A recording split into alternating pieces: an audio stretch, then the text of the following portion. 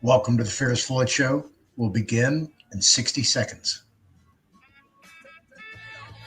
Take the day off with me.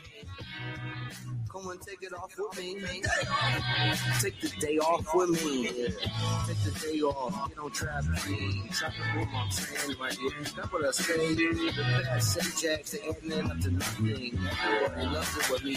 Okay, yeah. When your mom cut off your welfare, I was there. Holding you down, mama. Holding you down. When it left you alone, I was there. Everybody knows I was there.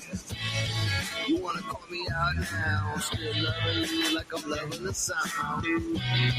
Yes, I'll still be there. Them found ass niggas ain't here right now.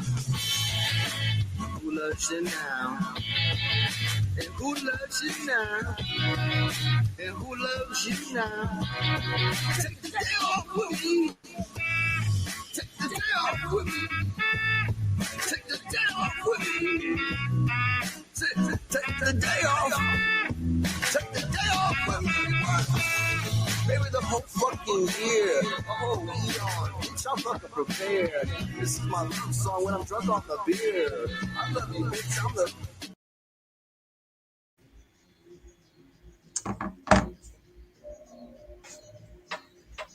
I guess I'm on a delay. I'm sitting here laughing at myself. Hello, everybody. Mine's buffering, so I'm not moving in real time. But welcome to the Fearless Floyd Show. As always, I'm your host, Fearless Floyd. Kind of odd watching myself buffer. So tonight, I have my friend Juan C. Vasquez coming on, and I was looking down to give him a call because Juan's always fashionably late. And I have a hard time watching myself. I'm going to reset this, so I don't know why it's buffering like that, but I'll be right back.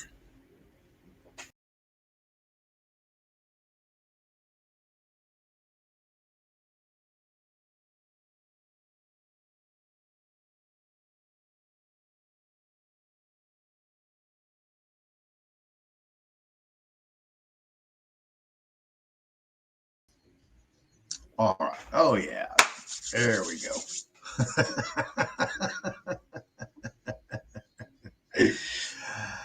That was difficult. I can't imagine people going through something that looking at themselves in a teleprompter buffering. That would be kind of difficult.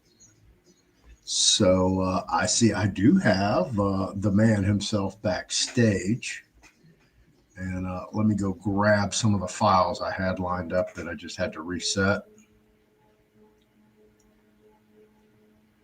Oh, let's see if I can grab this one while I'm here.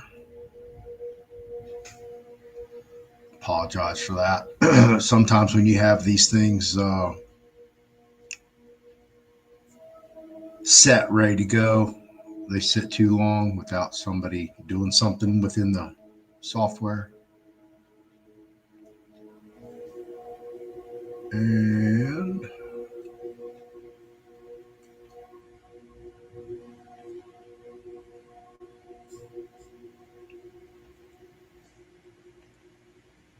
whoops, wrong one.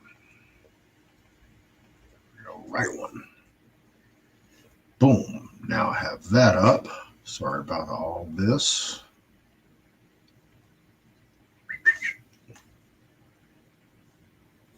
And a black background. There we go. There I am. All right. Now we're functionable. Sorry about that. It would have been a bad video, so I'm glad I restarted it. So now that we're back to ground zero, welcome to the Fearless Floyd Show. I'm your host, Fearless Floyd. And tonight I'm proud to present Juan C. Vasquez, a Houston, actually he's from Wisconsin area. We'll talk a little bit about that tonight because our good friend James C. Lovett is up there as well. So it'll be an interesting take to hear both sides since I had James on almost 2 weeks ago now. But yeah, he is a Houston independent filmmaker. He writes his own stuff. He scores his own stuff. So that means that he writes his own music, creates his own music, or have somebody do a loop for him. And hey, you heard him tonight. Take the day off. That's Juan C. Vasquez right there. So he also directs. He was a self-producer. He does everything. He acts in it. It's always a fun time doing anything with Juan, actually. But when you're on the set, it's definitely a lot of fun. Good people to work with. I've been on 2 music videos with him. Haven't had a chance to actually be in a movie per se, but hey, the future looks bright. We'll see what happens. But yeah, he's done very well for himself. He's an award-winning filmmaker. So he's done a lot. And I was actually talking to somebody today, and I was talking to a woman about some voiceover work, and I mentioned, hey, do you know local filmmaker Juan Vasquez? He's a buddy of mine. She's like, yeah, I know Juan. I go, yeah, he just did The Squad. She goes, yeah, I went and saw that. It was like a film festival or something? I said, yeah, you probably went and saw the screening. So yes, he is. He's well known. He's had some well-known people that you would obviously see. So as Juan and I have established a closer relationship lately, we've had some deep conversations. In these conversations, hey, he's a deep guy. He has a lot of thoughts, a lot of knowledge, and I was like, man, I got to have you on my show, not talking about your film career, but talking about that knowledge, because wow, I had no idea. So awesome. So I had him on the show. That's what we were going to talk about tonight, but we were talking earlier about some other things that we're doing. And we got on the Charlie Kirk issue. And I was like, boom, okay, there's the show. We're going to talk about the Charlie Kirk event. Okay. We're not even going to talk about the video because there's multiple videos. We're just going to call it an event because that's what it was. It's a Charlie Kirk event, right? That's what he was there for, an event. It was a production.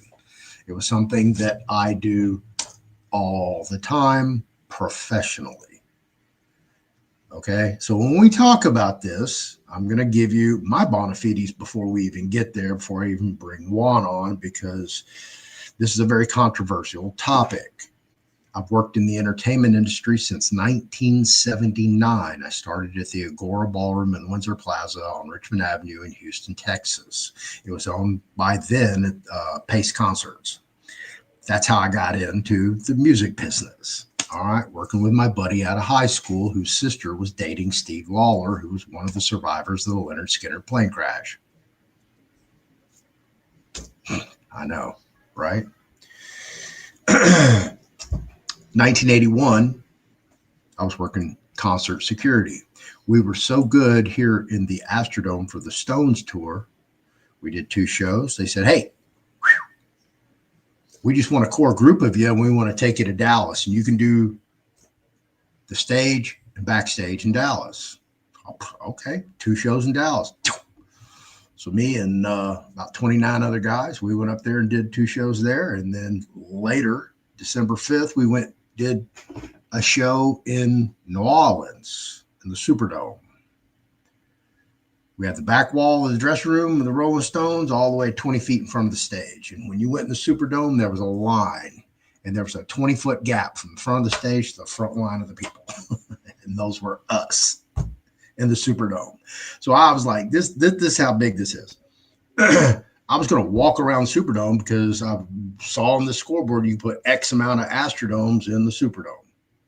I was like, really? This thing must be huge. So I tried walking around it. I was like, nah, I got halfway around and then I just cut straight through the floor back to the front of the stage, jumped the wall, and went backstage and did my thing again. So I've been in very high security situations. In fact, at that Rolling Stones event backstage, there was an issue with the New Orleans Police Department being visible from the Stones dressing room to the stage. Well, I was told, hey, they got to go somewhere.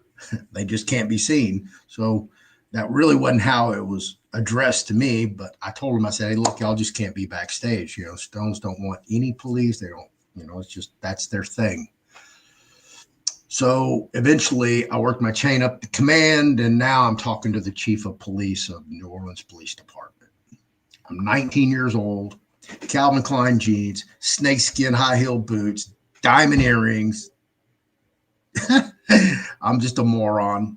Yeah, imagine that.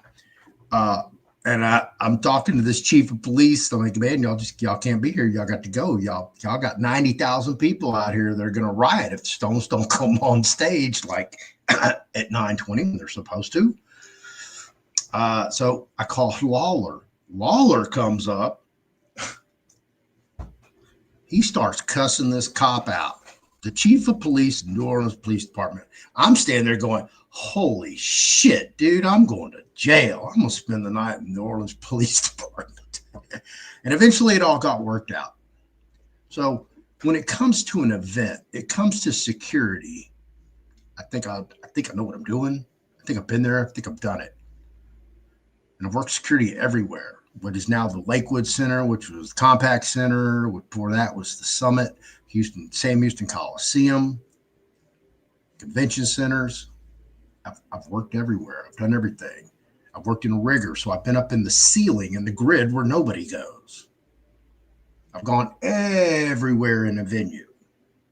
So when we're at this event, we're talking about the event. We're not talking about everything that happened, all the incidents during the event. We're talking about what the event was and what we see. So we're going to get a filmmaker's opinion. We're going to look at several different films. I went and had some lined up waiting to show. But I want to get Juan on here. I want to give you an introduction. I needed to give you guys an introduction. And I needed to give you my own personal bona fide. So as we have this discussion, you guys know exactly what I'm talking about. Because not only do I did security and I'm in, professional stagehand and rigger, but when I do these big shows for these huge corporations like Walmart, one of the wealthiest companies in the world, they have the best technology. So they hire the best people from all over the world to put on these productions. So I get to work with these techs, interact with the technology, and ask them questions. So I know what's available. I know what's capable. So it was just, divinity that Juan and I came up with this, and now we're going to get his opinion on the event in Utah with Charlie Kirk. With that, I'm very proud to present and bring to the stage, and here he comes, fashionably late, Juan C. Vasquez. Oh, wearing your "We Come First" shirt. There you That's go. right, baby. We come first, man. Everybody, not me, not you, we. Yeah, absolutely. We the people. Well, welcome to the show. Thank you for coming on again. Thank you for having me. Third appearance. Obviously, we'll have you on here more often. So definitely with the topics we're talking about, huh? Right. So give everybody a little introduction to who you are, what you've done, who you've worked with, what your goals are, go on from there. And I'm going to kind of do a little slideshow while we're talking. Sure. Juan C. Vasquez, king of independent film, king of hip hop blues. I create new genres, I create new waves. Pretty much, when you get into the business, you got to create a brand for yourself. And I've been successful at it. I've been able to do it now for a while. I made my first film in 2007. It was called Through the Valley. It had Danny Trejo in it, Noel G, Samantha Esteban, me, a bunch of Houston people who became bigger stars from that movie. That was back when we sold DVDs. I mean, I probably hold the record for the most independent films sold out of a trunk DVD style. And so that will be eventually be turned into a film. I kind of discussed that with people that sometimes making the movie is the best part of the movie and that whole process. So that film ended up going on Netflix. It was back when Netflix sent out the DVD. So I might historically be one of the first independent filmmakers on Netflix.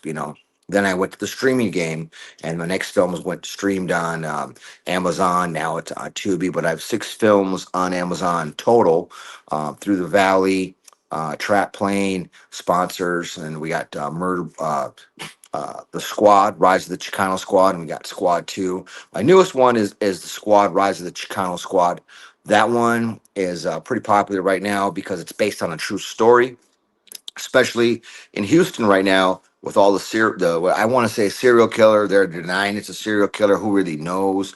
But there's been 23 bodies found in the bayou this year alone.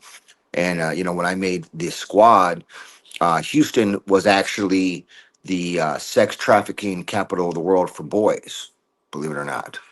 And there was no protection, no you know uh, bigger governmental enforcement on it, and you just kind of see it. It's funny when if it's all women, everybody it's a bunch of women are getting killed, but it's guys and a couple women, it's not that big of a deal, and that's just the reality. It's not like I made that up. You can look at it and you can see it currently. So in the 70s this was going on, and so a group of detectives was formed because not only was there that issue, you had the emergence of all the cocaine cartels out of Colombia coming in.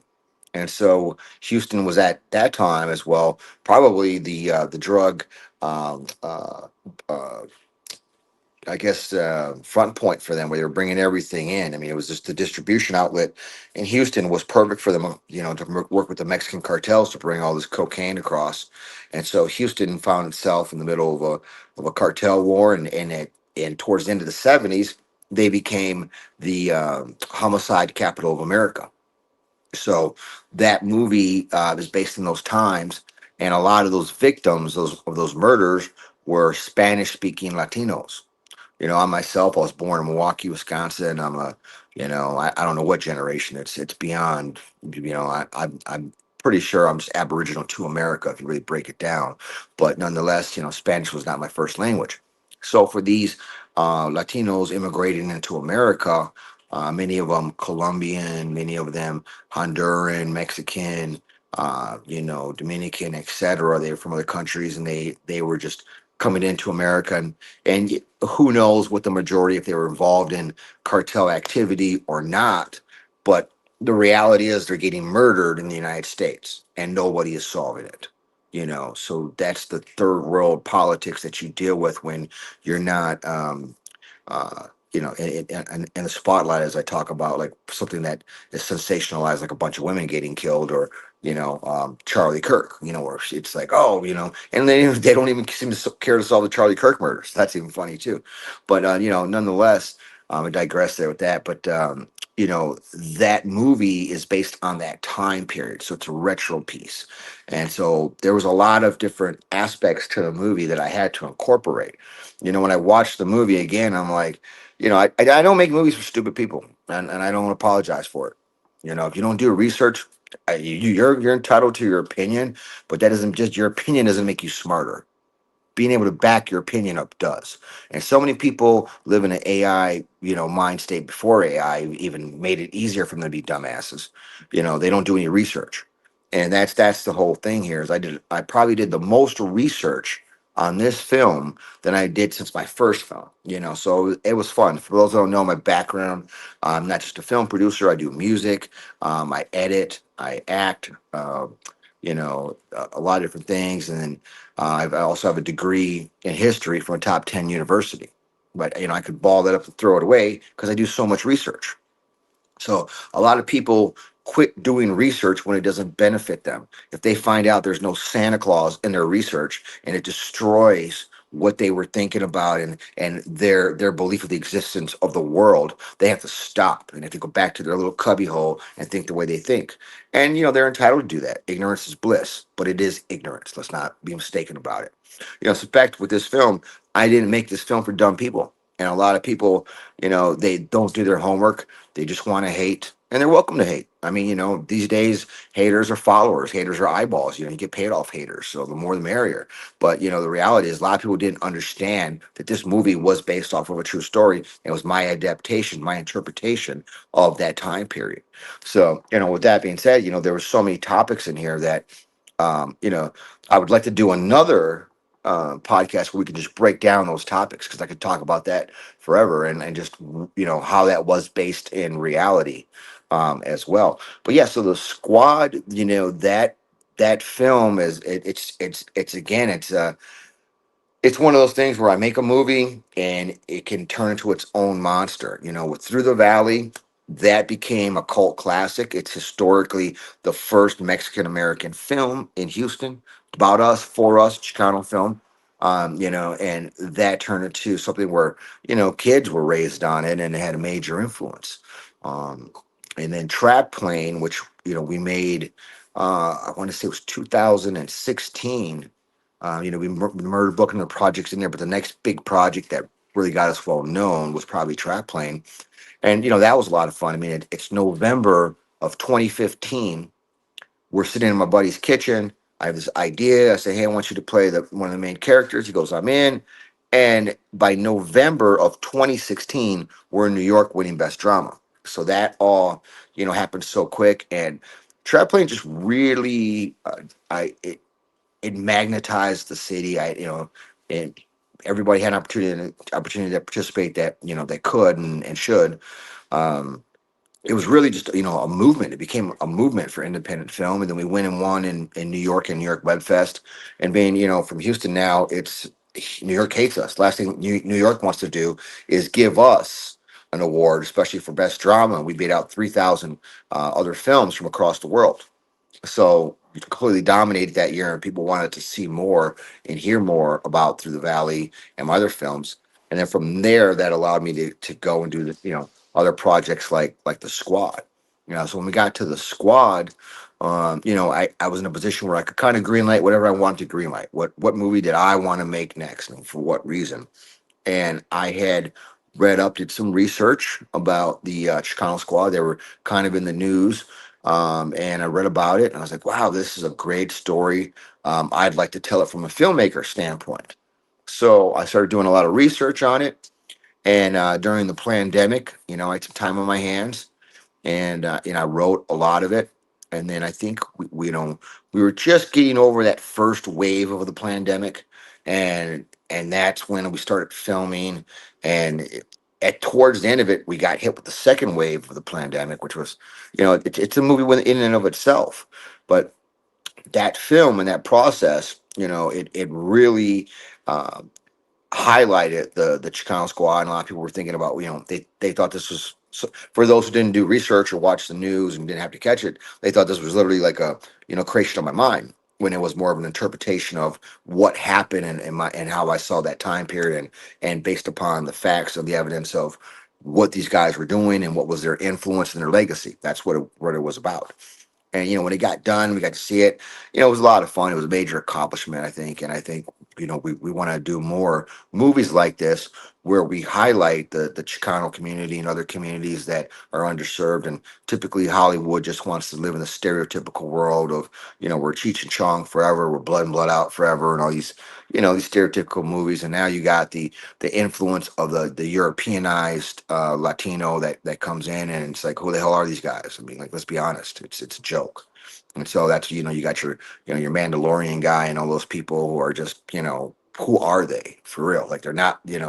And so people want to talk about incentives to be filmmakers and this and that.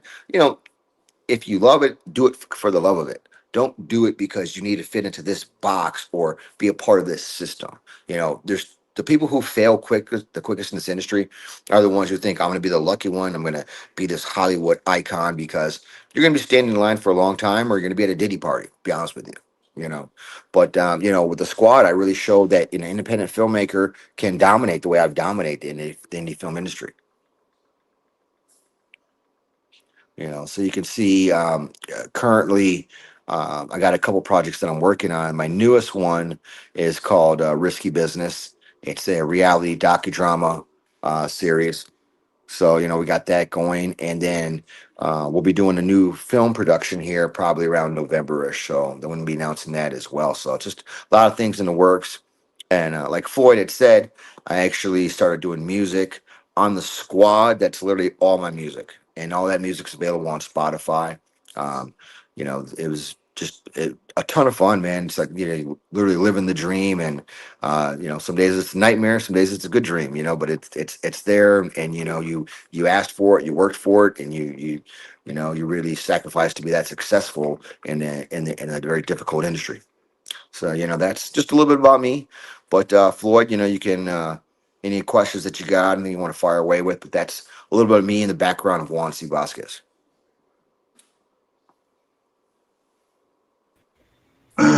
All righty. So hope y'all enjoyed the slideshow. There's much more photographs than that. Um, I have a bunch that I took on both sets of the music videos for the squad. You had who are your premier um, rappers that you had in the squad video, the music video for the squad? Oh well, the music video was most of me, but there was more rappers in the movie. I mean, we had shout out to Juan Gotti, Filero, like Cleverdale, and there was always different rappers. Tex and the Hustle Town Network. I mean, all these people. Really worked for me and put out the bat call and brought a lot of people. I mean, R.I.P. Sin. He passed away, but he was in it. He was a real famous guy from the east side of Houston. And shout out to Tim Waymeyer. He played one of the detectives. He's actually a guy from Galena Park, who got in the music industry, and I gave him opportunities in film. He's been a really solid actor in my films as well. So and then the bigger actors were like Tyler Glenn. Obviously, he's doing Maserati with Al Pacino and Anthony Hopkins right now. Oh, lightweight. Yeah, those guys. Wow, congratulations. Good for him. That's yeah. It's always good to see people make it, people become successful instead of trying to knock people down, just push people up. Yeah.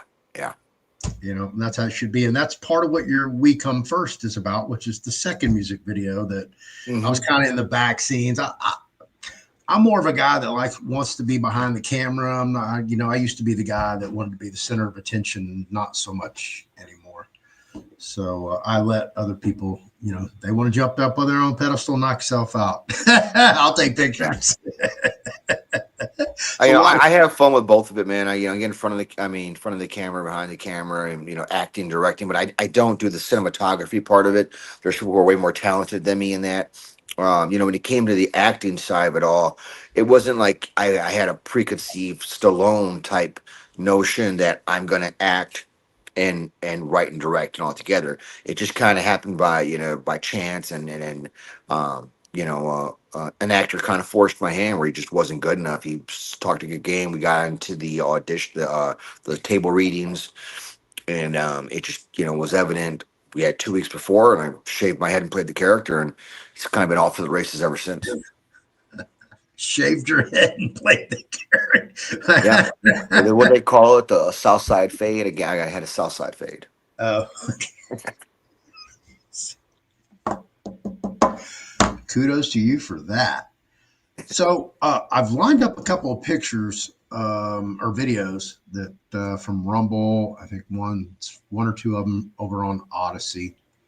One of them's the standard that pretty much has been displayed everywhere, that we were to accept as reality, I guess. So start off. Were you watching the event when it happened live? No. I caught on to Charlie Kirk later on the show. I'm not, people who know me know I don't lean too far left. I don't lean far right. I'm a moderate, independent moderate, and I agree with some conservative things. I agree with education and healthcare within reason. That's not getting ridiculous like it was getting, and those are all different topics. But yeah, that's where I lean.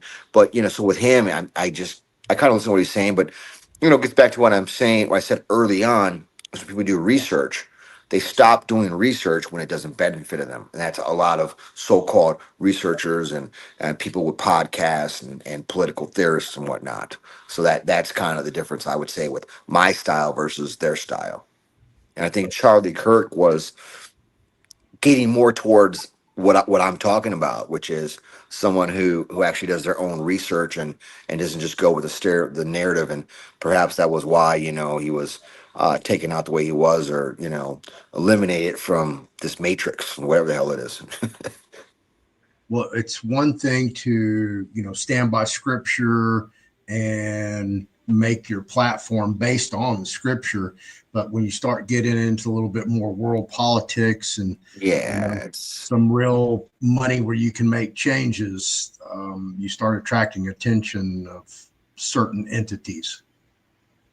yeah, well, you know, he was definitely tied in with, you know, the major players. It's not like, you know, he was some you know, son of of a carpenter, shepherd, or whatever, and, you know, came from nothing. His dad was working with Trump. Okay, he comes from mega money. It's not like he's some kid who was just middle class and worked himself up. And, you know, again, not that you have to be, but, you know, I do my research, and I'm like, when things don't add up, you're not going to tell me that this guy gets anointed out of nowhere because he's just, you know, he fits the bill and he is the guy, and there's nothing wrong with that. Is But, you know, I mean, I'm a firm believer on these levels, nothing happens by chance. You know, it's just like, was Diddy the sharpest dresser, smartest guy? No, he did certain things to get where he got and get that limelight and be Clive Davis's right hand guy. And, you know, obviously Charlie Kirk was whose right hand guy? Come on. You know, and it's just to me, it was a sloppy Hollywood production. Just be honest with you. I mean, my first movie, I had a squib on me. I get squib, and it goes like this, comes out like that. I mean, that's what happens with a squib. It was exact squib movements. Okay, we're gonna watch some videos and get into it. So, you've done 5 major motion pictures. You Mhm. directed all of those. You wrote all of those. Did you edit those as well, Yeah, I did all of them except for the first one. except for the first one? Okay. I've been to Juan's house and I've seen his setup, and he's like, "Oh, you don't know how to edit? You want to learn how to edit? Yeah, show you and blah blah blah." I'm like, that looks a little bit more complicated than what I'm using, but yeah, so one day we'll get to that. So, uh, you know, bona fides, we do everything here. We're searching for the truth. That's it. That's why Juan says, like, yeah, I didn't quite believe what I see in here. So let me go look and see what I can find. And that's what he's done. So Mhm. as a filmmaker, he understands filmmaking. Obviously, you know, all the technologies that are available now with the new cameras. So they're really, some of them are badass. And with those capabilities, as well as stage production. And this is a big thing that, you know, people don't realize the capabilities of the technology that are out there. But I was being told before we got locked down about some of the technology that was available, because there was questionable things happening with pre post 2020 election. And we all know what I'm talking about. And I'm trying to Yeah. keep this kind of sanitary for YouTube so they don't reach up later and pull it down for something innocent that we've said. Um, so let's watch a video and get the right one up.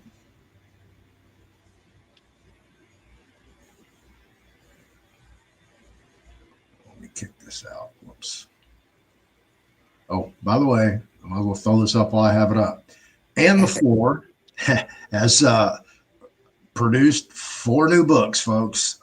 She is an extremely prolific author.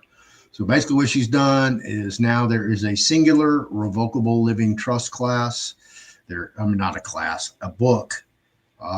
The irrevocable trust book, as well as a dynasty trust book. If you don't know what a dynasty trust book, that dynasty trusts are perpetual. They take care of your heirs and beneficiaries forever. And then Run Your Trust Like a Pro. They're all $49 each in the fearlessfloydshow.com store. So those are brand new. They were just uploaded today. I have not converted the edits to PDF yet to send out. But as soon as I get some purchases, I will do that and they will be ready to go. So thank you for that. Let me get over here to the share screen. And these are short. This one's 1:07. This one's a minute. This one's 36 seconds. That's 15 seconds. So let's just run through them.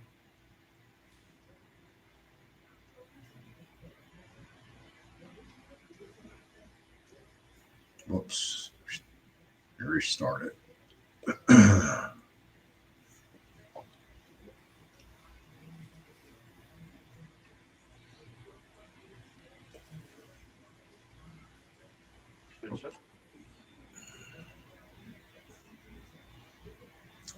I killed the sound for a reason because I didn't want the narrative to dissuade from what your eyes are seeing.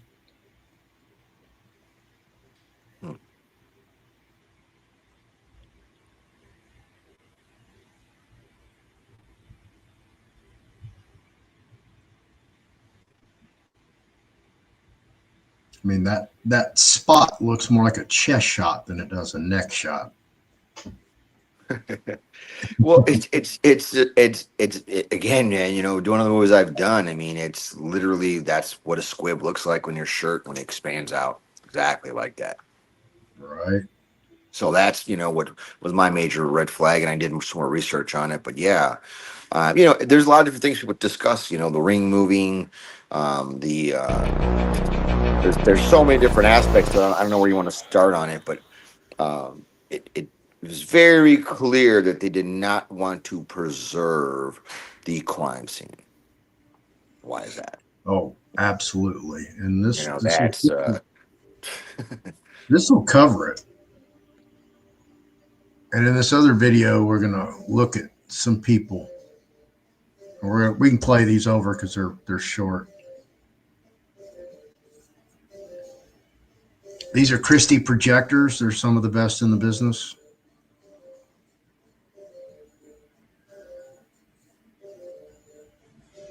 I've used them. I've sold them. Those are holograms.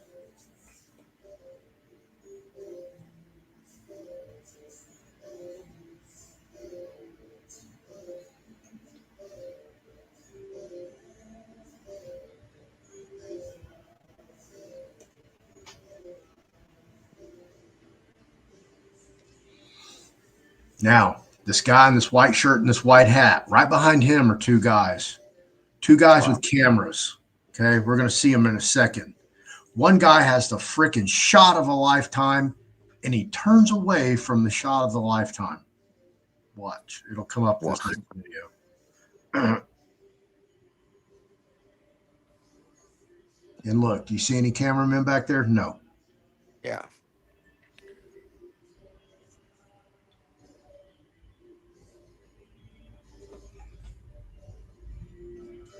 That guy. Watch it.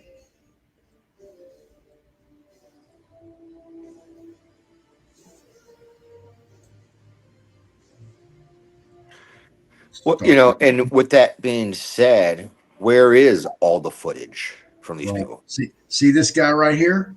Yeah. Look at his camera. I don't know why they do that. This guy right here, he's got the shot of a lifetime. Look at the lens. So he's going to get a close up. And what does he do? He leaves. He just got the shot of a lifetime. And look at his build. He's built very much like a CIA agent, like a off-duty soldier, mercenary. I mean, it's pretty obvious. You look at the build of these guys, the look of these guys. They're not your average professionals in media. Just gonna say that. Yeah.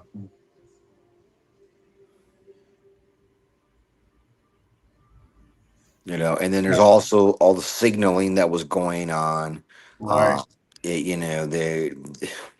You almost have to be a moron to not be able to put this together. I mean, can you not find Waldo in the picture? Hello, McFly. Like, seriously. People are stupid, man.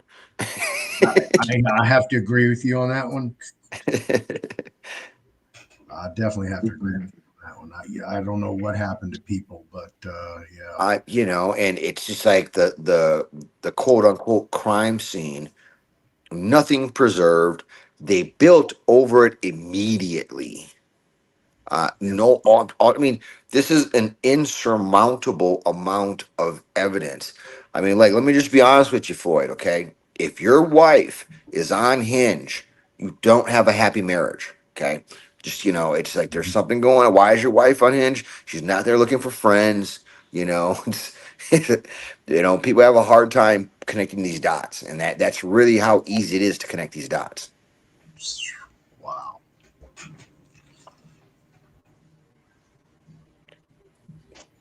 This is the And, ring you discussed earlier. yeah. And of course, that's the shot everybody saw. Yeah. And so you see all that gushing of blood, right? Correct. Where is the trail of blood when they're walking out? Where is all of that? Now, again, I do my own editing. I can literally show you software. So that is called keyframing, key tracking. So you point the point on the neck, and as my body moves, the dot moves with me, and I can add more blood falling out and track with it. So it's yeah, I mean that's literally I can do that in Final Cut. I could do that in DaVinci. I could do that in Adobe Premiere. I mean, a kid in college could do that. Right. So, um, so that was a big red. These are all big red flags to me. And again, I didn't just jump the gun and say, there's nothing here that is conclusive, right? To where we can say that this was in fact, not this or that, But when you watch it on and then you don't see, yeah, that is literally, I could keyframe that very easily, and that's exactly how they look. You layer them over each other. So, I'm glad we actually get a chance to talk about this so I can explain that. That's literally a plug-in that you put over the image and then you motion track it so that as I fall, the blood falls with it. So Yeah. it's 100% possible to do what I just described. Doesn't mean it did happen. Do your own Right. research, think about it for yourself. But, I can honestly tell you that's typically how my murder scenes look in a movie if I'm going to do some CGI, computer generated images, plugins, etc. Okay. So the actors just act like they were shot and the Yeah, blood's like I just gushing shoot you, out. boom. You're gonna fall back. The squib will pop out. So I'll do a combination of squib and CGI. Those look the best. That's what I found in my movies. Again, I'm not saying that's what happened, but I'm just telling you there's so many similarities in it. Um, so that happens, right? What do they do next? They rush them, right? They're rushing them to an ambulance or a car, you Yeah. know, An SUV. an SUV. Nobody has blood on them. Yeah. And the way that it was gushing out, No trail of blood. no paramedics on scene, No. Yeah. no ambulance on scene, which that's, uh, whenever you have an event like that, you generally have to get some type of permit or licensing from your municipality, whatever that looks like. And in that, there are certain requirements. And that became a really big deal after the Travis Scott Astroworld fiasco. Yeah. Okay. And I can tell you all parties involved in that. Wow. Absolutely. Oh, yeah. Yeah. Yeah. The head rigger, uh, Brandon, I know him. He was traumatized afterwards. So, I talked to him about it. I said, look, bro, man, it's not your fault, man. Trust me, I know the people that were above you. Okay. So don't take any kind of responsibility for that. Wow. Yeah, I had to talk him down because I know the at the time, the VP for Live Nation, he's married to a, friend of mine. He's married to a friend of mine. They live out in LA. I don't think he works for Live Nation anymore. I think he finally retired. But yeah, like After I that said, incident, or was that after the incident, yeah, that was his gig. that was his? Wow, that's a tough She's one to come she's back from. from Houston. She's from Houston. Oh, wow. Yeah, she met him, her husband, through Lawler, through that little chain. My ex roommate's daughter's now a promoter for Live Nation. She's Steve Lawler groomed her. Believe it or not, it's small. Small world here in Houston, we know. Yeah, that's really crazy. Well, that whole thing's crazy to begin with. But so, in your opinion, with the videos that we saw, what do you think that we actually saw, or what? Because that you can have two different answers for that, actually multiple answers. What do you think you saw, in your opinion, and what do you think that they produced, and why did they produce that? So yeah, you got to separate out these questions. Yeah, it's You know, complicated. first question is, what do I think happened? I think we're in the middle of a psyop. I mean, it's there. There's a there's the physical war, there's the spiritual war going on. There's for those of us who have a higher understanding of life, or believe we do, and think about things more. There's different dimensions that go on, and there's things that we don't control, obviously. And this is one of these things where you're like, wow, what a this is you know if this is what I think it is, wow, what a charade, or whatever, something for them to be doing. The term they're saying is a political psyop. Okay. Mhm. So these psyops are done to traumatize the public, make the public sympathize, empathize, or think a certain direction. So you would have to think to yourself, what was the point of this Charlie Kirk psyop? So if you ask me what the point of it was, um, the divide and conquer in America is huge. It's all about dividing us. It's about Floyd saying, Juan, you're too much of this for me, or too much of that for me. Say, Floyd, you're too much of that for me. And, Floyd, I'm on this side. You're like, oh, I'm on that side. And then here comes George Floyd to galvanize one side. Here comes Charlie Kirk to galvanize another side. Oh, well, you didn't do this for George Floyd. Oh, you didn't do this for Charlie Clark.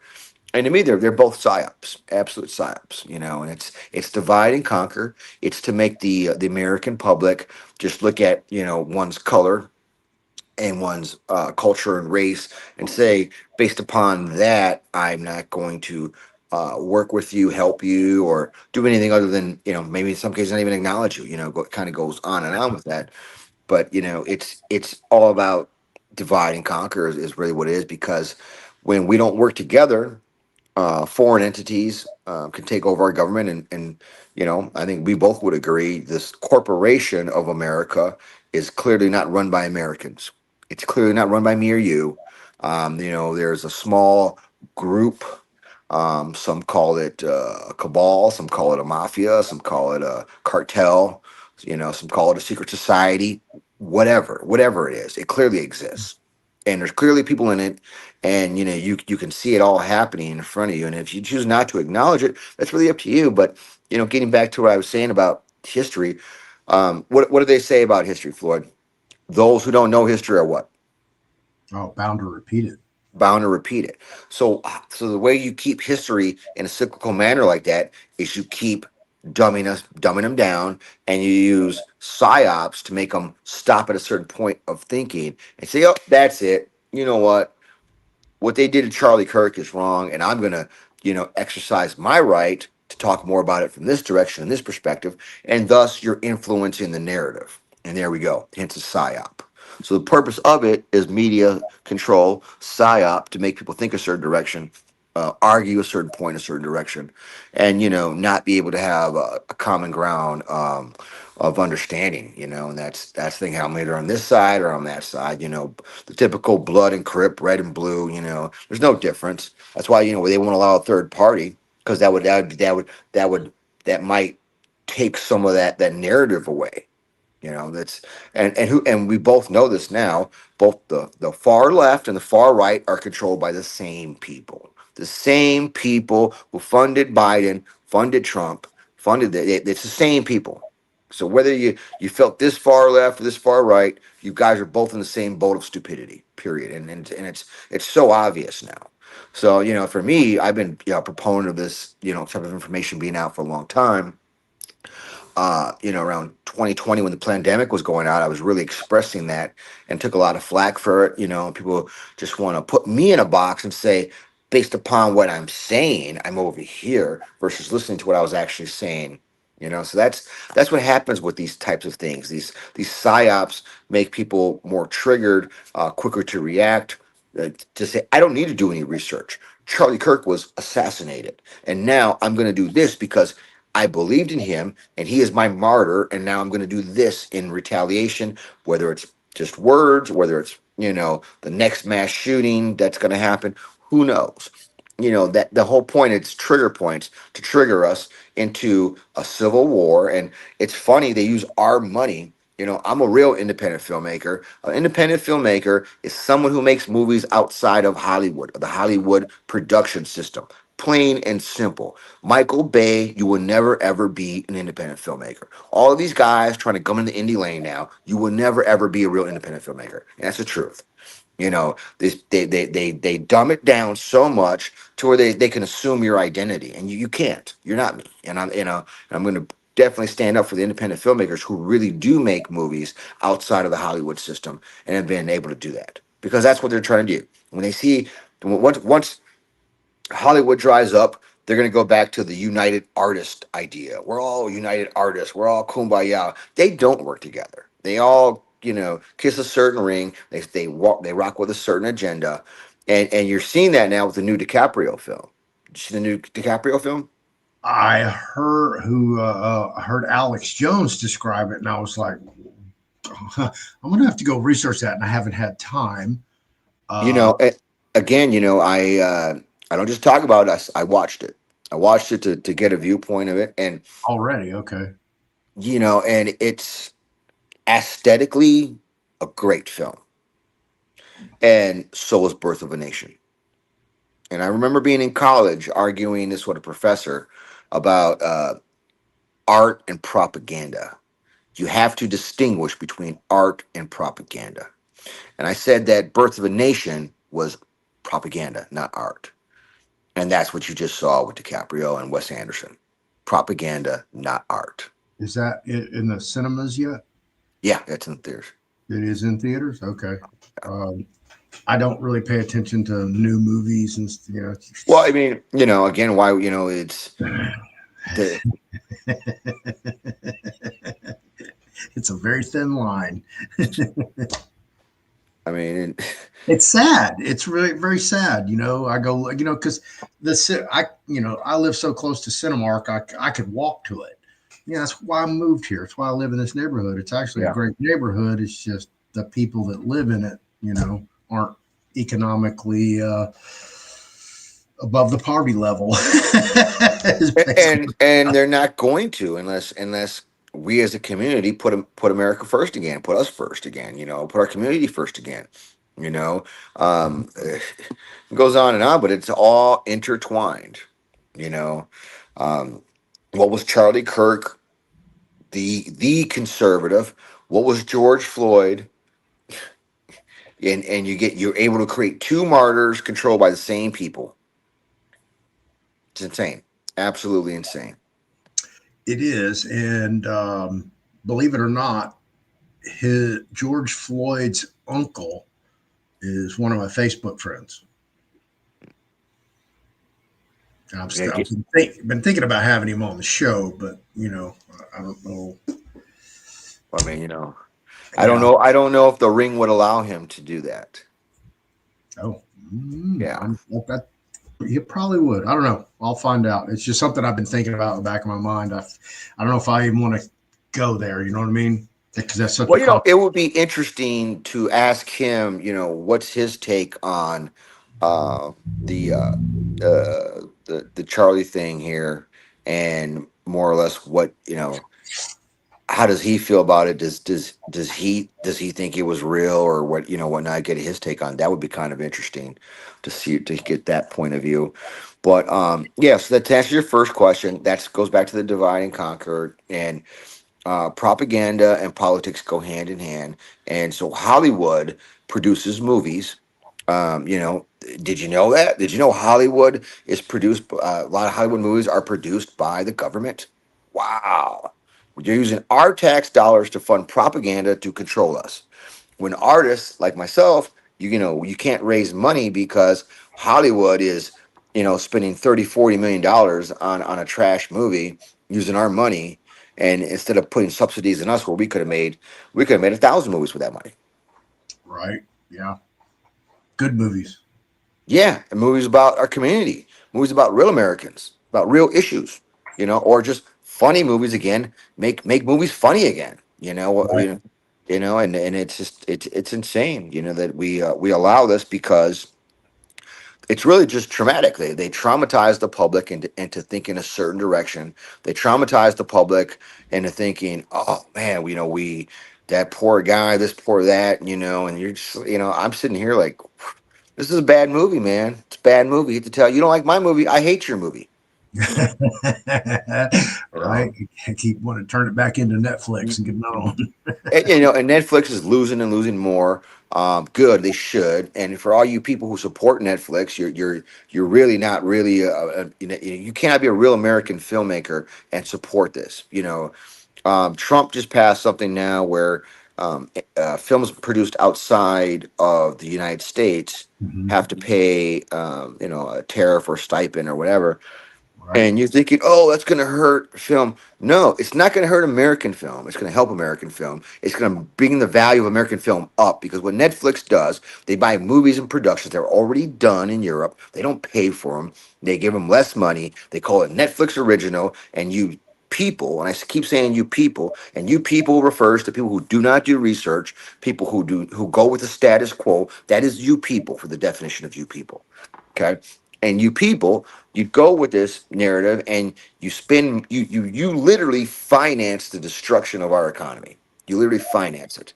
You're allowing them to dilute American stories. You're diluting whether it's a Pakistani American, whether it's a white guy who went to Scarsboro High School, who went out, had wild stories in the '80s and then did all this stuff. I can't make that movie because guess what?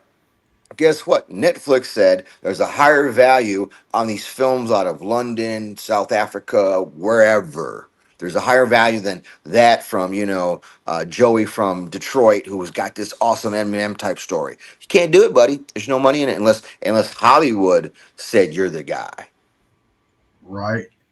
Not to get off topic, but did you notice right after the pandemic and all production shut down that you started seeing these movies that were on shelves that nobody was ever supposed to see because they didn't have any new releases, so they were going and digging through their archives. What they did is they control a library of movies, a library of ideas.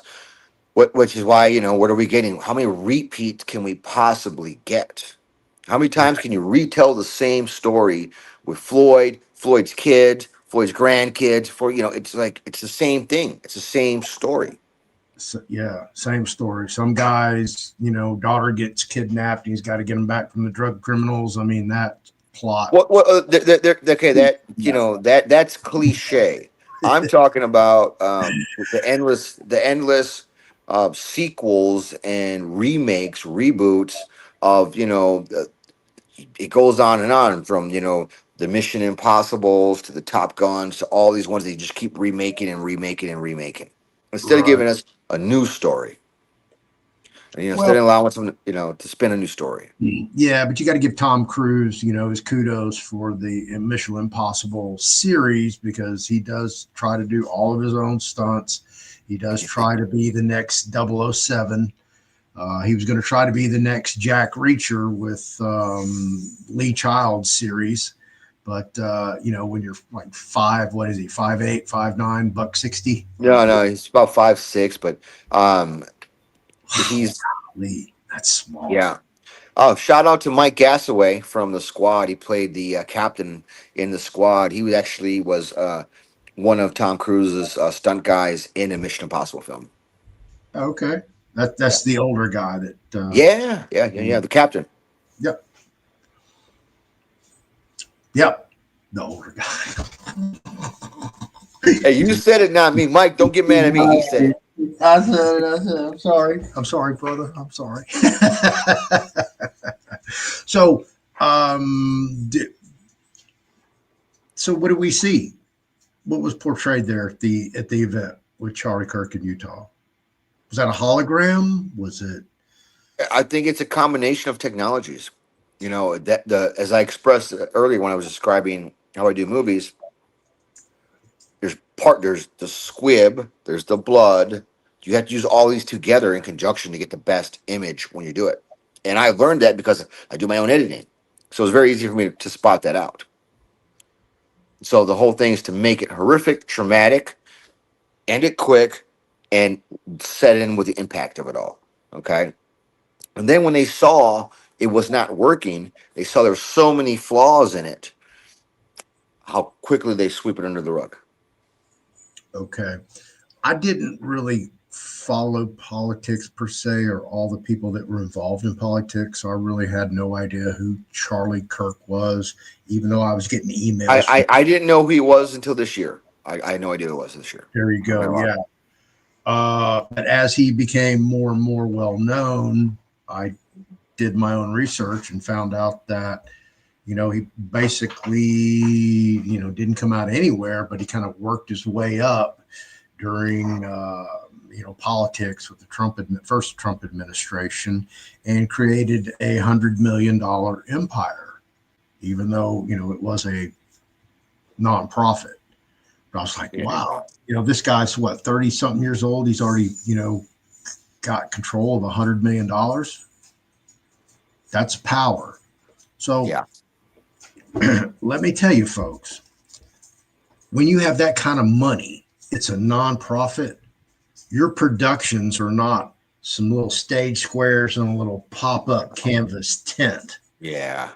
and a microphone with two little PAs on a speaker. Okay? If you want to see some pop-up production, all you got to do is go look at Trump's rallies that he was doing, because those would pop up like 2 or 3 weeks. They'd have full production done. They'd have the cranes with the flag, the whole 9 yards. So whenever I see these productions, I know exactly what it takes. I know the manpower, all of Get the that. fuck out of the When I way, saw bro. the Get out of the way. So when I saw the production, I knew instantly that, what did this little rinky dink thing? This is, this looks like, it doesn't even look like something a high school would produce. But this is a university. But that's what happened. So to me, it all looked just, I don't even know if that was the real Charlie Kirk.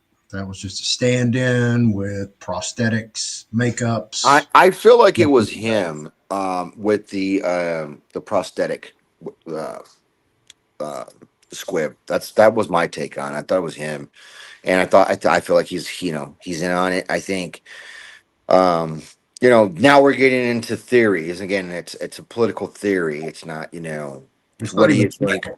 I mean, I'm not 100% convinced of anything, but based upon what my research is showing me, what I'm seeing, these people, they take them out and then they reform them and they put them in another position. So if he's in fact in the occult, like I think he is, and what I think I'm seeing, Charlie Kirk will reappear as somebody else in this narrative that they've created. You haven't seen the last of whoever the real Charlie Kirk is acting in America in this, psyop that they're clearly playing on us. it, it, you know, um, as much as his wife's alleged to have adored him, uh, her demeanor post Utah event is quite spectacular. Yeah. I mean, it's not. It's already gone past weird, crazy, suspect to spectacular. How she's overcome and thrived, if not survived. So, so let's discuss this, man. This is what I'm talking about. When the people who are so into the Charlie Kirk narrative, they're not going to look at that. They're not going to research that. They're not going to look at her body language, look at his yellow hands, look at, the ring moving around, all this stuff, the way Trump's, hugging her, all of that stuff, the way she has been thrust into the spotlight. The way Candace Owens is now like, comparing herself to Tupac or whatever, I don't even know what it is. It's so stupid. I'm going to go back to the George Floyd thing. Okay. So when the George Floyd thing happened, I did the same exact thing I did with this Charlie Kirk thing. Okay. I examined it from all different angles. Who are these people? And the smoking gun with the George Floyd incident was the cop who killed him. Okay, let me tell you this: nobody knew who that cop was. No, his neighbors didn't know who he was. That's insane. You're not going to tell me in suburbia Midwest there's a cop living there and they don't know him, and it none of it added up. It just absolutely did not add up. And then the guy fit the look of an actor who had been in all these different shows. I'm like, I think I've seen him before. So all this stuff just kind of added up to the psyop that you're seeing. If you really examine it and break up in the different parts, you can find the flaws in it. And again, it goes back to divide and conquer of America. And then you're polarizing the races. You're making white people feel like they're being attacked right now. They are people feel like in America feel like they're the minority now. They're the ones who are, really what America is. And absolutely, man, white people have done, I mean, first of all, white and black mean the same thing. White means devoid of color, black means devoid of color. So that terminology has already messed up already. But it's the divide and conquer of the same thing, anyways. But yeah, that's really what I feel like. I feel like they're just two psyops that were meant to galvanize and polarize communities against each other, and it was working. But then it fell apart. I think it really fell apart, especially because this Charlie Kirk one was so ambitious, man, so ambitious, and it's insane how people really can't put it together. But it's, you know, at first I stayed away from it. I didn't comment until I saw there was no autopsy. That was it for me. No autopsy. Yeah, no real autopsy now. Like the way the body was moved, the funeral, where's the best way to cover up something like this is to get rid of the body, move it along quick. Hence JFK, where's all those files, autopsy files? Like, they clearly did not care. A president gets murdered, not assassinated, murdered, and you don't research it. Charlie Kirk was on this incredible level of political ascension. Let's call it what it was, because eventually he would have been running for office with this character that he's created, and it was going to happen. And he had a solid movement. I've studied it. I think it was called here the uh, turning. So the organization was Turning Point USA. That's what he created, which was a conservative organization. Right. So what do you have? You have the exact opposite of George Floyd. So the groups say, okay, we got to get one of these agitated. They tried with the George Floyd. That they got pretty far with the George Floyd. I mean, you got to remember. I mean, they were trying to destroy communities. And All it took. communities. Yeah, they were burning down communities. I mean, I was very active about just, saying, you're not going to just tell me every white person in America is a part of this, or, or this is even an incident that you can blame, quote unquote, Caucasian or white people for. It's not. It's really Right. not. And then on this one, what happens? It is, you could say, what the far left is like, well, there was no black people involved. But what you don't get is the galvanization of it. They're saying, he's our guy. You've killed our guy, the one guy who spoke for us. Right. Somebody has to retaliate or pay for that, or somebody has to carry that on. Or what was the why did they take him out? And then it was the trans thing, because trans and gay LGBT communities are associated with what? The far left. So how do you get the far left, far right war? They're going to get it one way or another. They can't get it racial, they'll get it this way or that way, and they're going to get that divide and conquer so that they can control this whole country and our money and our resources and our art and our people and our brains. Right. And the distraction as well. Big distraction, absolutely. Yeah. George Floyd's from Houston. He's, Yeah. from here in the wards. That's where he was really. So was Dean Coral. Oh yeah. But my point being is, what was George Floyd doing up in Minnesota of all Hello, places? Batman. What the hell was he doing up there? Yeah, and George Floyd. Again, you're just going on paper what they've telling you. I mean, he had some violent things against women. Here in Houston, doesn't condone anybody being choked to death or whatnot, but it would lead me to believe that he could have easily been coerced to being a puppeteer, um, you know, in some type of situation like this. So I don't know. I mean, again, the whole setup of it was just, it just made no sense, man. Made no sense. The cop again was the smoking gun for me in that one. That one to me was a much better done one because they didn't have to shoot him, assassinate him. They just killed him like that, and then it was, and then they, cop choking you out to death. I mean, of course you're like, I remember I was immediately galvanized by it. Right. Immediately I was triggered by it, and then I started doing more research on it, and I started, taking a step back because they always do this. And for those who, don't understand it, I mean, this is how they create an incident. Some call it a false flag, and it's meant to trigger the public so that the public then becomes the agitator, the aggressor that they want them to be. And then they can institute martial law. They can institute more control. Floyd, you just can't control yourself. Floyd, I always see you over there in the neighborhood doing these things. You riling up the people. You're the problem. And that's what happens. I am. Your parents, your parents didn't warn you about me. They should have. Right? Yeah. Man, I had a question I was going to ask you. I forgot. What were you just talking about? Talking with George Floyd. I don't know. I'll remember it in a second. Damn it.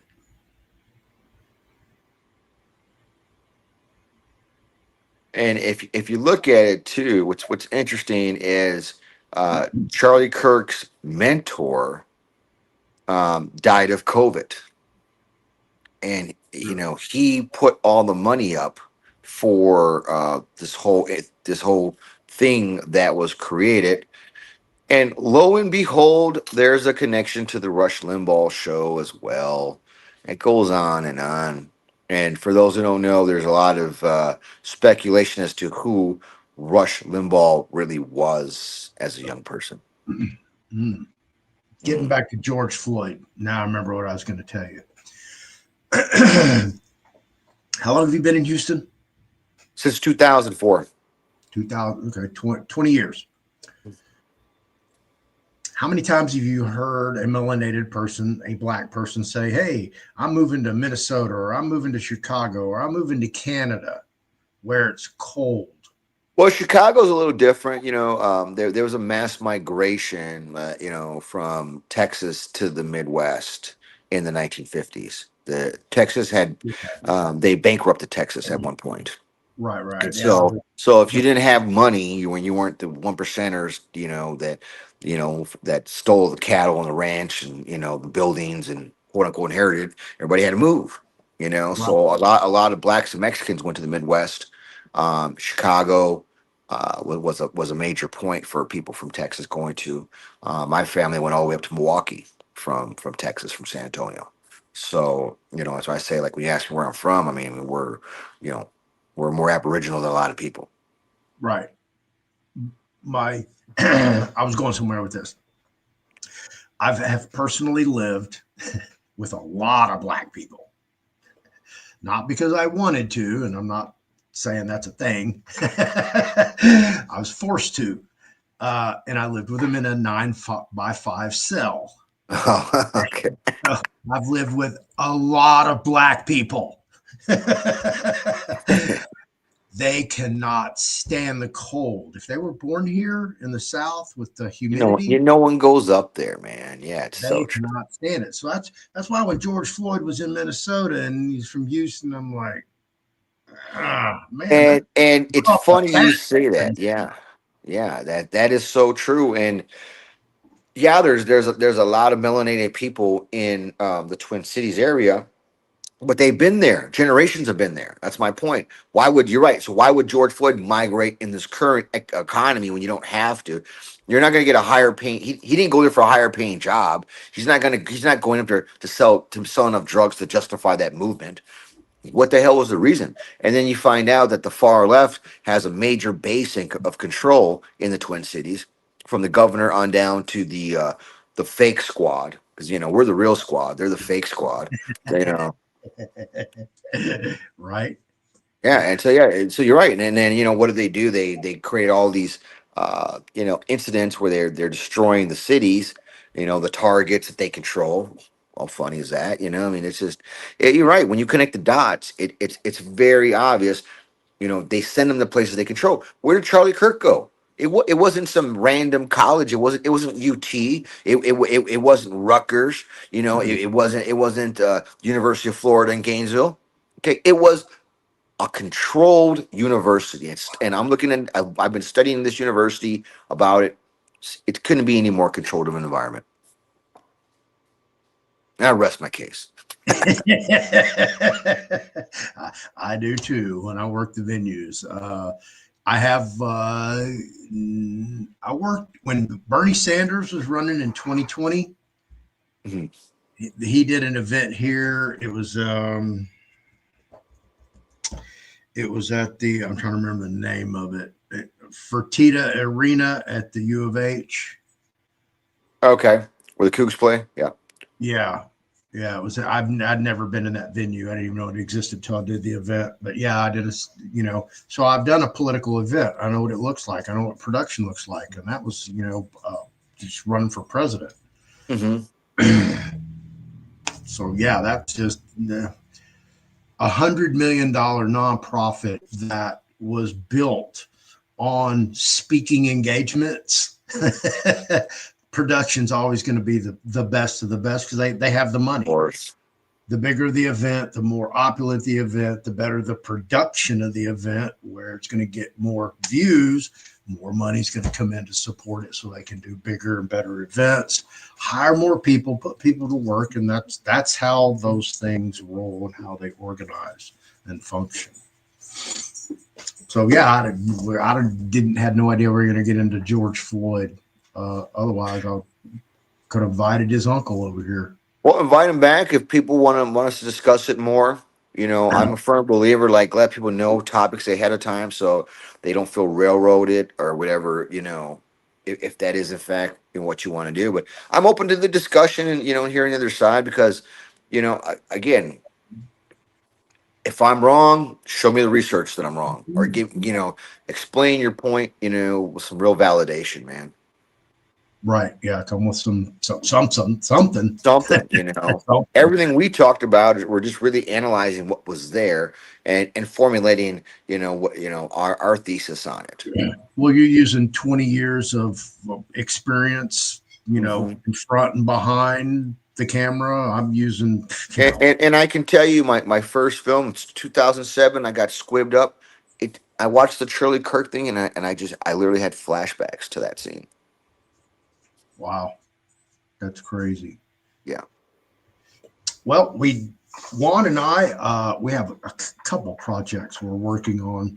One of them, I'm going to go ahead and announce it now, but we discussed this yesterday, is a standalone studio, real studio, where we can Yeah. do interviews, multiple cameras, full production facility where we can run cameras, run commercials, banners, graphics, the whole 9 yards. We can actually lease it out to other podcasters for other productions. We can do production, the whole 9 yards.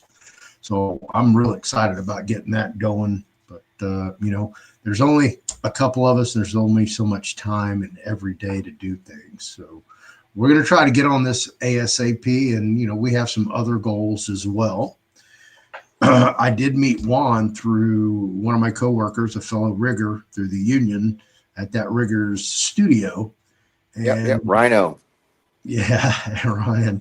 And the commonality was, hey, this is my buddy Juan C. Vasquez. And I was like, Vasquez, really?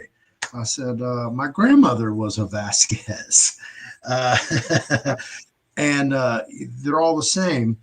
And it's real funny because some areas, the Z is a Z, it's a double Z, it's a S, it's a Z, it's a Z, it's a S, it's all kind of iterations, but they all come from the same stock. And because I was Floyd the fourth. My grandfather, I think he was like one of 10, 11, or 12, and his father was one of 10, 11, or 12. His father was one of 10, 11, or 12. So I've got like thousands of cousins of probably every Hispanic last name you could adhere to. Sure. Just because they're all in Laredo. So there wasn't a border then. So, they just crisscrossed and yeah. And I've got. I mean, during the Biden administration, there wasn't a border either. Still not. Just depends on where. I mean, not a physical one, but I don't think we need a physical one. I think it's more or less, like some kind of checks and balances. Absolutely right. Yeah, I mean, Juan and I, we see what's happening to our own city here in Houston, Texas, and it's we didn't even get into the bayou bodies and save that one for another topic. I actually got to get going here soon, but I really enjoyed this podcast, buddy.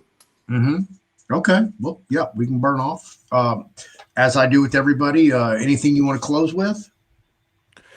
For me, man, again, I just love your platform, man. Keep doing what you're doing, Floyd. I really enjoy the people who are searching for real truth and knowledge and just bettering yourself all around. Because I think mental health is built on knowledge. It's and it really helps you to understand what you're going through and what this world is throwing at you when you understand the world better. So that's my take on that.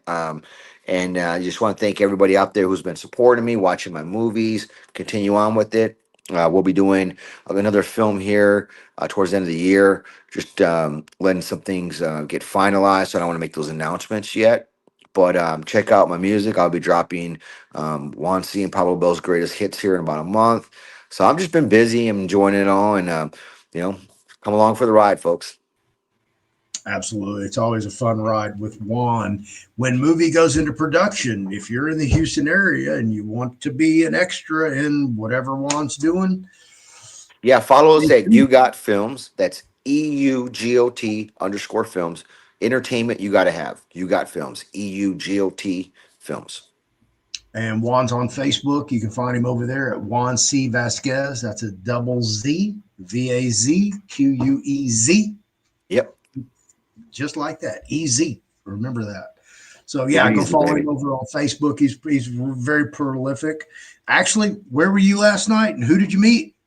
Oh, I was actually at one of the bigger fashion designer here in Houston, Danny Wynn, hanging out with him, and met the mayor, Mr. Whitmire. It was pretty cordial. We talked a little bit. He was there speaking at the event, so that was pretty cool. It is cool. My friend, he used to be the chair of the Texas Senate Criminal Justice Committee. Mm-hmm. So at least we were one-way pen pals. I wrote him often. He would know my name. If you told him, Floyd Pleasant Harvin IV, he would recognize the name. He probably couldn't place it or anything like that. That's how many times I wrote him. Oh, wow. Yeah, and then he went to your son's the same high school, Walter. He's a Walter. Walter, yeah. He's an Oak Forest boy, believe it or not. Wow. Yeah. He's just I think he's 10 years ahead of me, maybe not even that far. So he went to school right around with Patrick Swayze. Oh, okay. Yeah, that was a great time. Yeah. Back then with all the Swayze boys. Wow. Do you know any of the Swayzes? No, I'll tell you a funny story though. I was skydiving in LA and Patrick Swayze's brother was on the plane when we were skydiving. Okay. Yeah, I can get it. That's my little tidbit. If you want him, I can get him for you. Really? Okay, let's talk about it. Absolutely. Yeah. Me and his little brother Sean. Yeah. Come on, man. Well, let's do Roadhouse, Oak Forest. Yeah, I can get him like that. Hey, matter of Okay. fact, Okay. I think he's my Facebook friend for my Scotty account. So yeah, that's no problem. Because Sweet. all my friends, all the girls that were in drama, they all went to Patsy's dance school Mm, over on Llewellyn.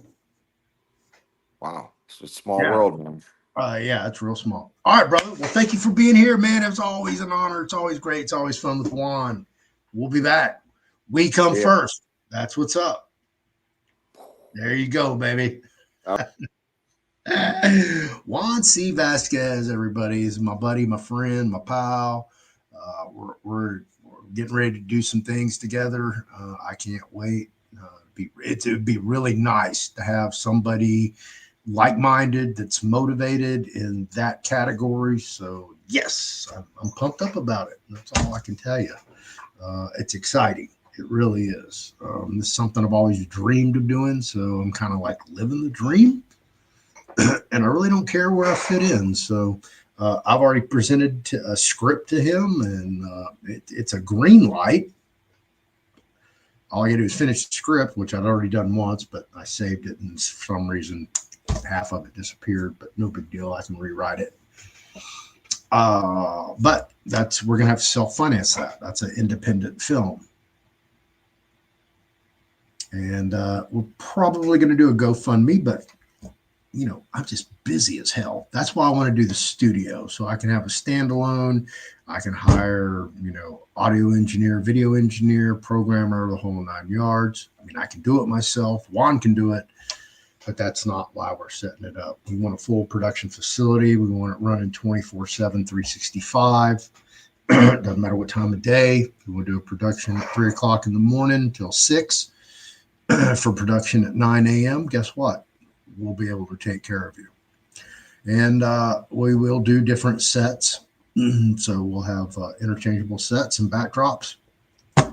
And yeah, man, I'm just like, can't wait. I can't wait. I really can't. But I'm going to have to. But right now I'm doing my legal work, working on my writ habeas corpus and all that. I actually called the court clerk today, talked to the post-conviction division because I was looking for the clerk that I had interacted with 19 years ago. And she, I figured she probably moved on or retired by now.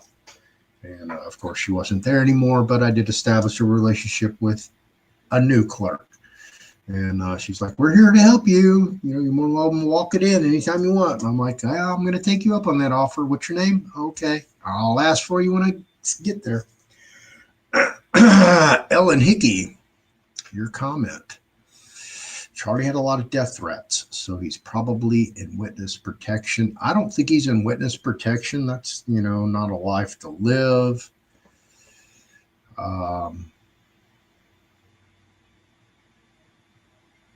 He was an asset, and I think his time, even if he was getting death threats, because, believe me, there's a lot of people out there who get death threats. I guarantee you there's some celebrities who've really popped off their mouth who've been getting some death threats. You're just not hearing about it. They don't make it public. So I don't think it's that. When you run $100 million organization, you're wealthy enough to have the best security around. And if you really watch that video, you can see people, they're like this. They've got their firearm. They've already got it disengaged, cocked, loaded, ready to point and fire. I mean, is that part of the show or is that for real? You cannot get close to, some of these billionaires. They're surrounded by some of the best security people in the world. Absolutely. So I don't think that's quite it. And if you're under persistent pressure of death threats, the last thing you're going to do is go out to an event like that in the wide open when already there's a history of political assassinations from rooftops. So wouldn't you think that would be like, that's probably the first place we should put somebody for security, so they would have a bird's eye view of everybody and everything, right? Nah, we're not going to put anybody up there. That makes perfect sense, right? Like I said, when it comes to security, I already know what you're supposed to do. You go to the highest position and look down. You incorporate yourself with the staff, with the employees, because those are the ones that always go unnoticed, especially the lowest of the low. The ones walking around with the brooms and the dustpans, or pushing a vacuum, carrying a tray, right? So imagine if somebody has all access, which means they can go anywhere. They can go into the elevator shaft, up into the ceiling, into the grid, behind any door. If there's a basement, down in the basement. That would be a stagehand or a rigger. Yeah, so I've been to plenty of events where the president has spoken, and I'm just going to leave it just like that right there.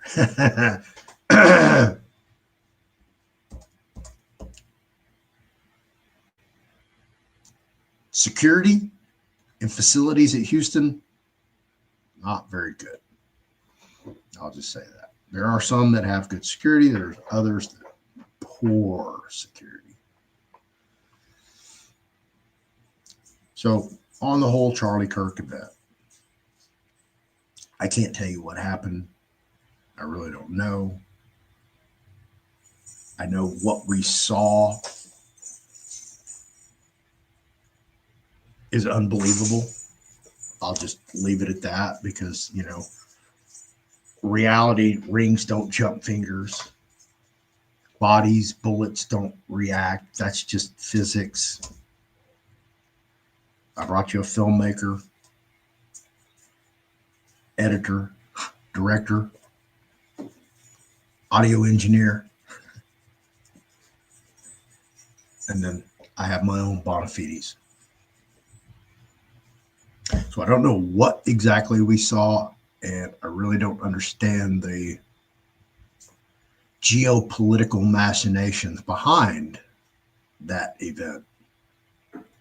But I know it changed the dynamics of the narrative in the United States, if not the world. And I don't know if the conservative movement needed something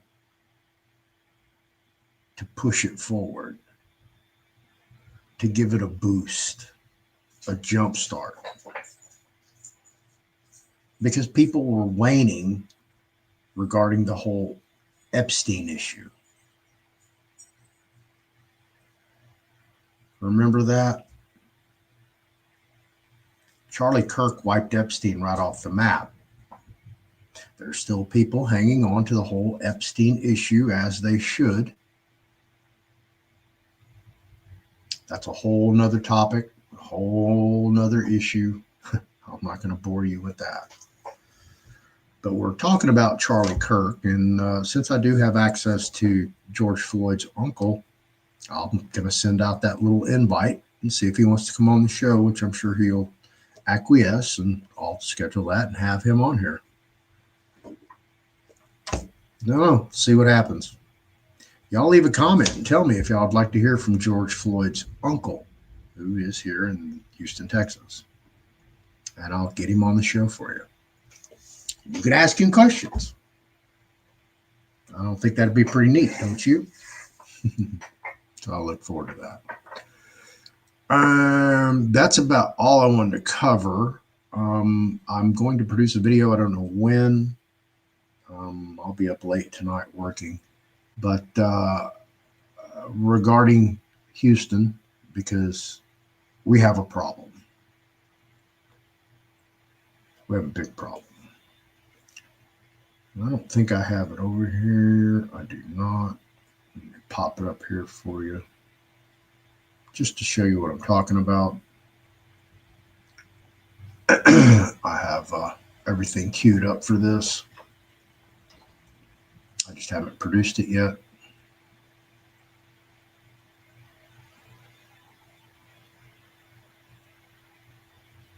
53 Bayou bodies in 3 years. 260,000 cases have been neglected. Now, thousands of hit and runs are not being investigated, even though some have bona fide leads. Houston, we have a problem. Law enforcement in Houston, Texas has failed.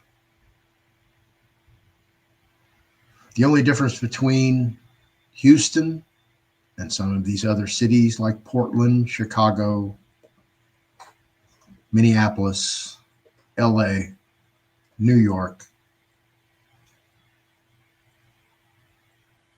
is that we don't have protesters in the streets. We don't have people who throw bricks and rocks through police officers' vehicles. Thank God.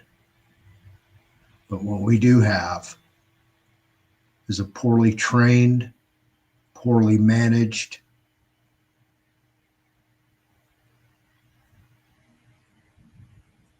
and underpopulated police force. And I know, doesn't that sound crazy coming from a 3-time loser, a habitual felony offender, that we do not have enough policemen? Well, we don't. We need to retrain the ones we have. We need to add more to the force, but they need to be trained properly. They need to know law. Not just apply law, they need to know the law. They need to know that they are here to defend and uphold the state and federal constitutions, not judicial parsing of the constitutional articles, amendments, sections, and subsections, and subdivisions, and divisions, etc., etc. So I'll be doing a profile on that. Might even reach out to a couple friends of mine that are former police officers, see if I can get some information. But this tells me when the shit hits the fan, uh-oh.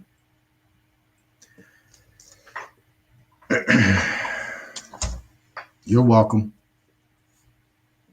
I tell everybody, be prepared for anything at all times.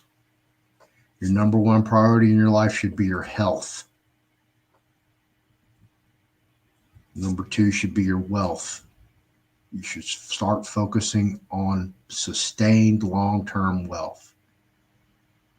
If you have crap that you're not using, get rid of it, reinvest it. If you missed the little silver boom here that they've had over the last 2 years, well, you better jump in with what you can, while you can, before that silver goes to $500 an ounce. Listen to me when I tell you this. If Tomahawk missiles go to Ukraine and Ukraine discharges those into any other territory,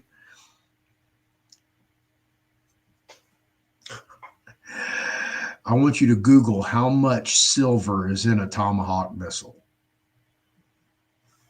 That's why they cost over $1 million a piece. They're just blowing it up to smithereens, folks. Kind of like crypto. They're burning it off. It's suppressed. Very suppressed. Go look up the ratio to gold. It's all you have to do. I don't give financial, legal, or medical or friendly advice.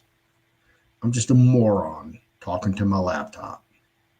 So I encourage you, because I'm such a moron, to go do your own research and don't believe anything coming out of my mouth, my host's mouth, or my guests. You should do it all yourself. In fact,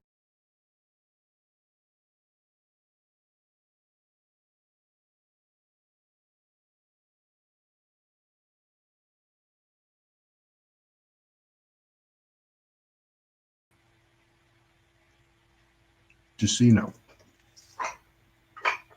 I can't wait to have a full production facility. As you know, or may not know, one time I used to be a director for Texas sports production. it was hooked into KPRC, our NBC affiliate here in Houston, Texas, where we did high school football games. We broadcast them live and as well as recording them. And then, we're given prompts and ran commercials and graphics. So same setup, same principle. Boy, I can't wait. I've always wanted to do a full production, have a full production facility where I could host other people and run basically a network, because that's what I did when I used to have the High Noon Show and the Live to 5, especially the Live to 5, where I had guests on and I gave guests a platform to do their own show. And a handful of those guests now have their own gig, their own platform, their own everything. So that's what it's all about. Okay. This isn't about me. It's not about my show. It's not about likes, subscribers, members, nah. It's all about education, moving on, spreading the word, getting people where they need to be. If you're not a part of my members only club, which is only 99 cents a month, I know I'm just bending you over and raping you at will, aren't I? For a whole 99 cents, $12 a year. If I could do it for free, I would, but I didn't. And I just built that little firewall up there for members only. So people who just want to listen and hear things that I really just don't want to put out there in the public, that you're probably not going to hear over my Telegram, because I'm going to keep you updated over there. Stay tuned. Got new things, big things coming. I'm working with several groups, and we're going to make some other stuff happen. Like I said, I'm a very, very busy person. You're more than welcome to call me anytime, 99 Central Standard Time. Fearless Floyd Show at yahoo.com. Well, Juan just called me. And you didn't hear my phone ring because it doesn't ring after 9. That's why I tell you, 9 to 9. It's shut off. But I'm going to give Juan a call back because I know he's got a busy day tomorrow. I do too as well. I'll be in the theater the next 2 days as an electrician, not a carpenter, not a rigger, an electrician. I know. It's crazy. The life. Got that outro coming up. Y'all know what it is. About 2 minutes of Juan getting down with Take the Day Off. I know. That's pretty neat. So every time you hear that, he is getting royalties from that, and that's I'm blessing my bros. I bless my friends. I try to take care of everybody whenever I can. So if anything I can do for you, just reach out to me, and we'll try to get you taken care of. Thank you, everybody. I appreciate you spending your time with me, because I know time, energy, and money are 3 things that you can't get back. So I appreciate you. Good night. God bless you. Make it back to the next show. I come through with the style that's always presented, from the block like the TikTok don't stop. I was at shorty, you know she was non-stop. I had the hot pot, chilling like a real god. Everybody know Big Juan was a show shot. You get high with the Don, here's the real supply. You get high with the Don, here's the real supply. It goes on and on, ain't no fucking questions why. The gangster of love, get the real fucking supply. What? She came through, giving me more than I can tell you. Everybody knows the next level, I'm so clever. Take the day off. Take the day off. Yeah. Get high on your own supply. Feel like a dime when you do or die. Just get high on my own supply. Do or die when I'm feeling like why. Choose a dime piece. Yes, one of a kind. Holler at me, I was one of a kind. We had a bill, throw the shoes to the side. Come on, throw them shoes to the side. Take the day off with me. Come and take it off with me. Take the day off with me. Take the day off. Get on trap me. Trapping with my friends right here. That's what I say. The best set jacks, they ain't up to nothing. Everybody loves it with me. Okay, yeah. When mom cut off your welfare, I was there. Holding you down, mama. Holding you down. When it left you alone, I was there. Everybody knows I was there. You wanna call me out now? I'm still loving you like I'm loving the sound. Yes, I'll still be there. Them found ass niggas ain't here right now. Who loves you now? And who loves you now? And who loves you now? Take the day off with me. Take the day off with me. Take the day off with me. Take the day off